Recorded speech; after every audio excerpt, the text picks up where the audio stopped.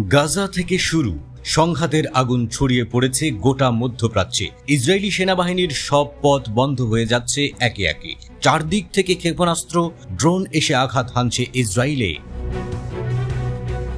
ইরাকের Islamic resistance একটি drone ব্যবহার করে অধিকৃত শহর হাইফাতে একটি গুরুত্বপূর্ণ ইসরায়েলি লক্ষ্যবস্তুতে আঘাত করেছে। বিবৃতি দিয়ে ইরাকি প্রতিরোধ নিশ্চিত করেছে, গাজায় দখলদারদের গণহত্যার প্রতিক্রিয়ায় এই অভিযানটি দখল প্রতিরোধ এবং গাজাকে সমর্থন করার চলমান পদ্ধতির অংশ। ইরাকি প্রতিরোধ শত্রুর শক্ত ঘাঁটিতে আঘাত করার জন্য প্রতিশ্রুতি পুনর্ব্যক্ত করেছে।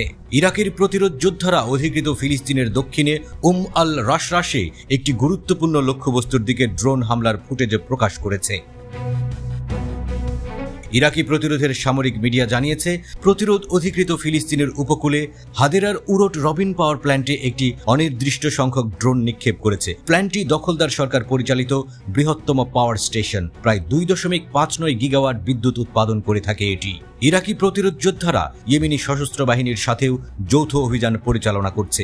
হুথি মুখপাত্র ব্রিগেডিয়ার জেনারেল ইয়াহিয়া সারি এই অভিযানের আনুষ্ঠানিক ঘোষণা দেন। সারি নিশ্চিত করেছেন, অপারেশনটি বেশ কয়েকটি ড্রোন দিয়ে পরিচালিত হয়েছিল এবং সফলভাবে এর লক্ষ্য অর্জন করেছে। পরে ইরাকের ইসলামিক রেজিস্ট্যান্সও তাদের পক্ষ থেকে অভিযানের ঘোষণা দিয়ে একটি বিবৃতি জারি করে।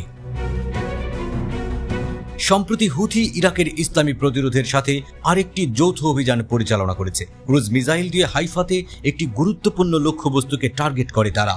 পশ্চিম তীরের শহর তুলকারেমে ফিলিস্তিনি যোদ্ধা ও ইসরায়েলি সেনাবাহিনীর মধ্যে মারাত্মক সংঘর্ষ হয়েছে। 9 জুলাই সংঘর্ষ শুরু হয়। প্যালেস্টাইন ইসলামিক জিহাদ এবং আল আকসা ব্রিগেড অভিযানে অংশ নেয়। তারা ইসরায়েলি সেনাদের বিরুদ্ধে বন্দুক ও বিস্ফোরক ব্যবহার করে, ইসরায়েলি সেনাবাহিনীর যানবাহনকে টার্গেট করে এবং ক্ষতি সাধন করে। ইসরায়েলিরা শহর আক্রমণ করে, ভবন ধ্বংস করে এবং কারফিউ জারি করে প্রতিক্রিয়া জানায়। হাসপাতালগুলো ঘিরে রাখা হয়েছিল।